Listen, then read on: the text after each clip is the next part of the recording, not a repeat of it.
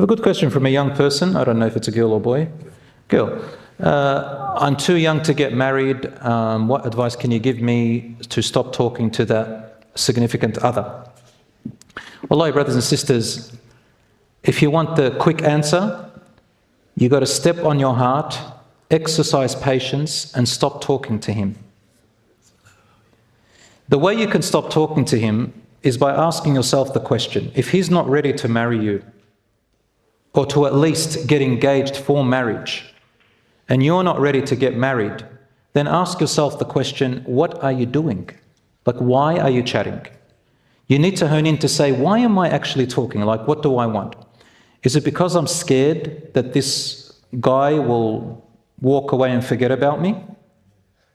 Then that's unhealthy, because then say to yourself, then what, I'm holding on to him? I can't force someone to marry me and holding on to me. If he's serious and really wants to one day come and ask, then he can wait.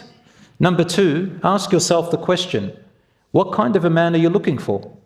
Are you looking for a man with good character and fears Allah and will treat you well and respect you? Then ask yourself the question, why would he continue to talk to me behind his parents' back, or me behind their back, or even with parents' permission, but we're just talking and talking, when I wonder if he would accept that for his sister? If I am equal to his sister, then why would he treat me like that when he wouldn't like it for his own sister? That means maybe I don't have that. I'm not following a guy who has much character or respect. Number three, ask yourself, if Allah subhanahu wa ta'ala has written that this person is going to be for you and you for them, no matter if the entire world tried to stop you, you'll still be married to each other eventually. And if Allah had not written it for you, no matter what you do, you're never going to get married together.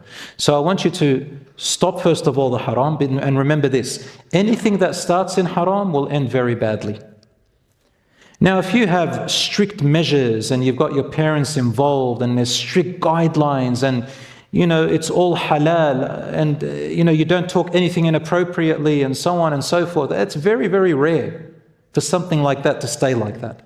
I mean, the fact that a person cannot pull away from talking is a concern.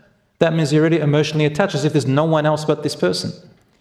Turn to Allah subhanahu wa ta'ala and say, oh Allah, if he is good for me, then grant him to me. And if he is bad for me and I'm bad for him, take him away from me and me away from him. Say those words.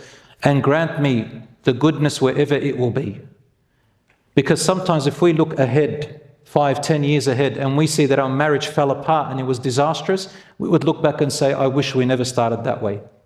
So if he's serious and you're serious, then inshallah, cut off the communication and one day you'll come back. Most teenagers, brothers and sisters, they change their mind a lot. And a lot of them, they get stuck into emotional attachments, butterflies in the stomach, honeymoon stage, euphoria, they romanticize. This is very, very normal. And what happens is Allah subhanahu wa ta'ala put the boundaries to protect you. And I have so many stories like that where they fell into, subhanallah, disastrous circumstances. May Allah subhanahu wa ta'ala protect us. So my advice to you is to cut it off. Don't be afraid. Rely on Allah subhanahu wa ta'ala and wait. When the time comes, insha'Allah ta'ala. Brother is asking a good question, as brother here, you opened the door for this. Allah yahfazak habibi. So we're talking about last week we were talking about gossip and backbiting. So in relation to public figures, influencers, those, and any public figure who goes up online and starts saying things, what is the guideline? Can we speak about them? Last week I said backbiting scholars is haram. And when I say backbiting, as in to say they're like this and they're like that.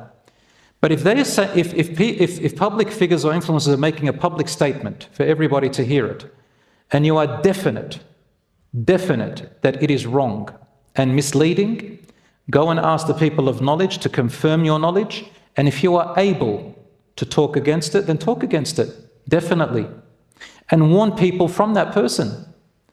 But my red line was scholars, like reputable, proper, qualified scholars that are known to be scholars. Just because we differ with their opinion, I said, no, don't cross that line. Unless you are at the caliber of that same knowledge to be able to speak. If you're going to speak a different opinion, then you have to back it up with evidence and scholars as well. And then if a person wants to correct an information based on scholars' words, not your own opinion, then a person can speak, but without mentioning names of certain scholars. But influencers, public figures, this day and age, we've got people who just pop up now on social media, make up an account, and every person, habba wa dab, everyone becomes a scholar these days. Even people who know nothing about the deen, they don't even know Arabic. They're interpreting the Quran, tafsir, mashallah. And they're just saying whatever they want. These people definitely, when they speak wrong, and we are able to teach the people the right way, we go about doing it. Now, personally, I think it works better without saying their names. Like when I'm talking over here, I am refuting certain things. People, when they come across it, they know they can refer back to what I said, but I don't need to say names. Because look, social media is about what? It's about views. It's about algorithms. And the best types of attention is negative attention. The moment you refute someone, the moment you talk about someone, you call people to follow them and start giving them more limelight, more light, and a bigger stage for them.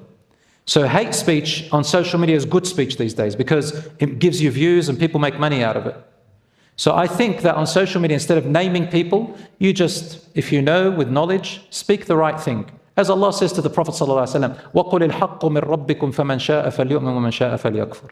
Just say the truth that you know from your Lord, and whoever wishes to believe, they can believe. Whoever wishes to go against it, they can go against it. Allah will judge the rest. So say the right thing, and I would say, unless you have to, you can refer to people who are teaching people the wrong thing. But there's no need for us to say that dog and that cow and that, using words that are really bad, and that loser and that sellout and that this and that. We shouldn't talk like that here. All right, unless there's a need. Well, a sister is asking if they see a good brother in the masjid, what's a good way to approach him? Well, first of all, you don't know if he's good or bad, Allahu A'lam, so don't jump to conclusions. But if you, and I know what you mean, and you ask around, ask the sisters, ask the admin, ask a cousin of yours, ask a father of yours, ask a brother of yours, ask a friend who's got a brother, branch out and try to find your way to get to this brother through other people if you yourself can't approach them. And inshallah, the ball gets rolling after there. If they don't give you a response, it means just move on. So that's the smart thing to do. I think you all are very creative, mashallah. Here is just stay within. Creativity requires three things. No seclusion alone. Don't chit-chat online and, unnecessarily. And no physical contact. So stick within these three boundaries.